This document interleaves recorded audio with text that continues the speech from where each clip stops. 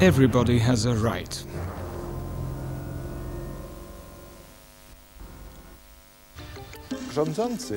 All those in power tend to limit the rights and freedoms of people. They always have. They do now. And this tendency will continue because by limiting people's rights it is easier to rule them and to accomplish political aims, even noble ones. But parliaments and governments are not free to do whatever they wish. They are restricted by constitutions and by international conventions which emerged after the Second World War, when the world realized how cruel even a democratically elected government can be towards its own citizens, and how it can be dangerous for citizens of other countries. Yet those in power fear public opinion. A citizen who knows and understands his rights and who knows how to defend them is no longer helpless.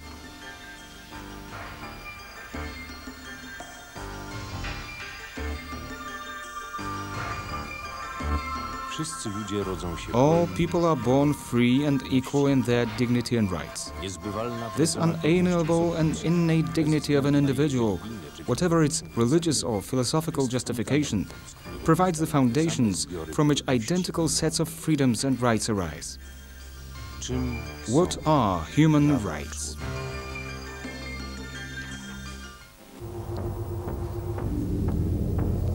Equality.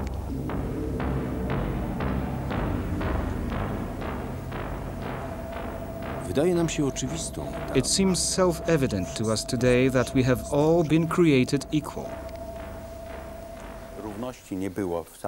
Equality has not been present during the whole of history.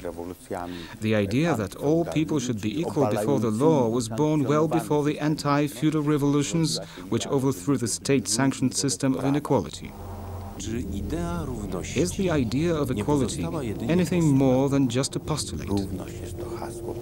Equality is first of all the slogan of all revolutions, one that is stated with a great firmness before the revolution and inevitably betrayed and discarded afterwards. A great tragedy indeed.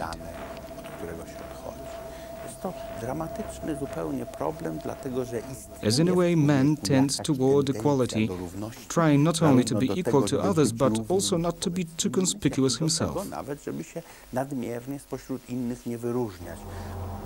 We are afraid to rise above the others. We fear our own dissimilarity. And yet, at the same time, we also want to be different, to leave something behind that would be specifically ours.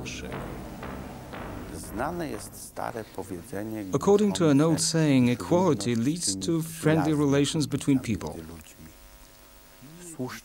It certainly does. But we do not know how to achieve equality. Hence the terrible confusion. Equality is on the tip of every tongue. It is a particularly popular word with politicians. What kind of equality is concerned? Politicians often mention equality. Hearing equality discussed by a politician, one should inquire about his party membership. To communists, equality meant that we all need to eat the same food. Therefore, we should aim to secure identical living conditions for all citizens. To a socialist, equality means that equal opportunity should be secured for everybody. Incidentally, early in our age, this conception led to initiatives such as the abolition of the law of inheritance.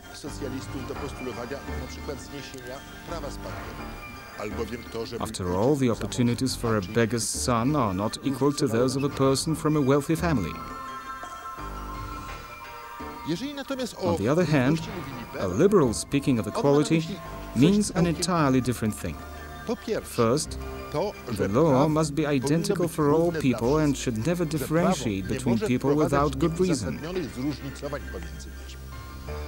Secondly, that people should have equal position when brought before that law. All people have always been thought to be equal before God. What therefore is equality to a believer? To a Christian, the notion of equality is founded on the belief that we are children of one God. This is an essential element. However different, we are equal for this very reason. Each of us is a most beloved child. A political concept of equality of all people only appeared late in the 18th century. The forerunner was the constitutions of the American state of Virginia, the Bill of Rights, of which stated, all people are equally free and independent from the nature of things and have certain innate rights. The French Constitution of 1793 stated as follows. Government is established to secure to man the exercise of his natural and unalienable rights. These rights are equality, freedom, safety, ownership.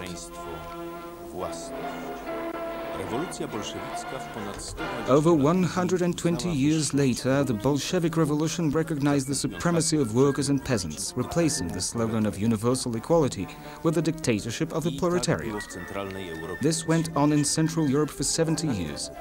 In practice, for that matter, the dictatorship of the proletariat was in fact the dictatorship of the Communist Party nomenclatura.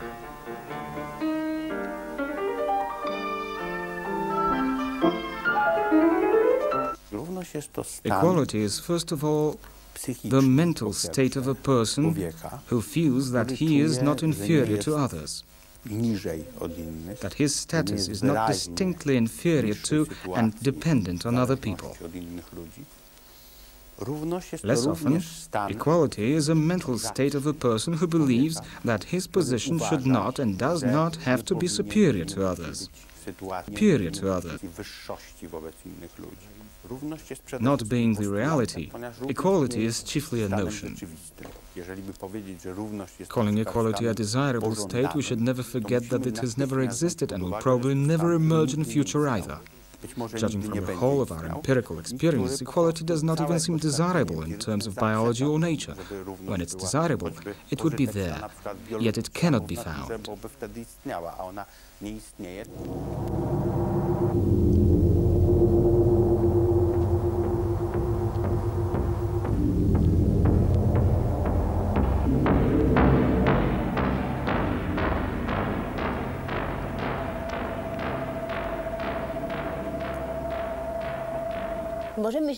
There is a particular approach to equality once it is stated in the Constitution, for example, that all people, men and women, are equal. This makes them actually equal in everyday life. In this world of ours, not only in Poland, I believe, but also elsewhere in the region, the people are used to a highly formal approach to equality. To us, no explicit discrimination included in provisions of the laws means that there is equality, yet this opinion is incorrect. Is it at all possible for the law to give equal treatment to a child and an adult, to a man and a woman?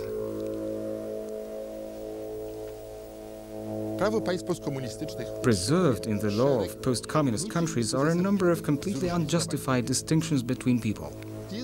Take differing access to various jobs. This is not to say that I would like to encourage women to become miners or members of anti-terrorist groups. I just think women should be given free choice, the right to decide whether they want to take such jobs or not.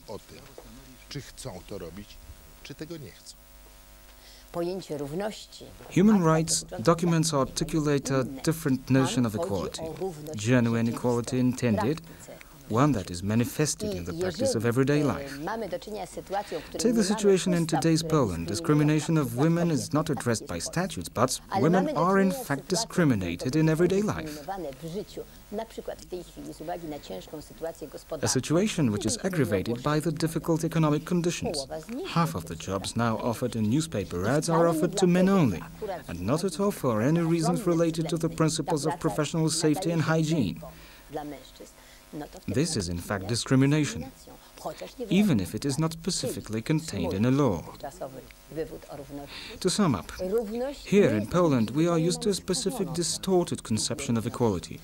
To us, equality means nothing but lack of discrimination and legal provisions. In the democratic world, however, equality is a feature of the social practice. Any legal act that makes mention of individual nationalities, Poles, Russians, Belarusians, Jews or Gypsies, most certainly involves discrimination. Quite obviously, people differ from one another. There are more and less talented people, the wealthy and the poor, the tall and the short, Poles, Ukrainians and Jews. Some legal acts differentiate people on the basis of their biological traits, and quite rightly so. For example, there is a provision refusing the driving licenses to blind people. Quite obviously, no discrimination is involved here.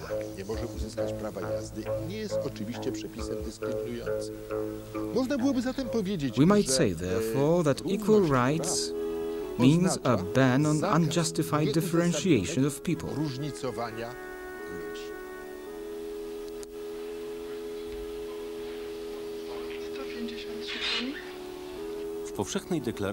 It is stated in the Universal Declaration of Human Rights that everyone is entitled to all rights and freedoms without distinctions of any kind, such as on the basis of race, color, sex, language, religion, political or other. If it is forbidden to differentiate the legal status of people on account of nationality, political opinion or social origin, then authorities are not allowed to inquire about such traits, because knowledge about them is of no use whatsoever to them. Communist states differentiated between our rights. Discrimination, legal and de facto alike, is still present today in many post-communist countries on the basis of this practice. Under the UN Convention, those persecuted may apply for the refugee status abroad.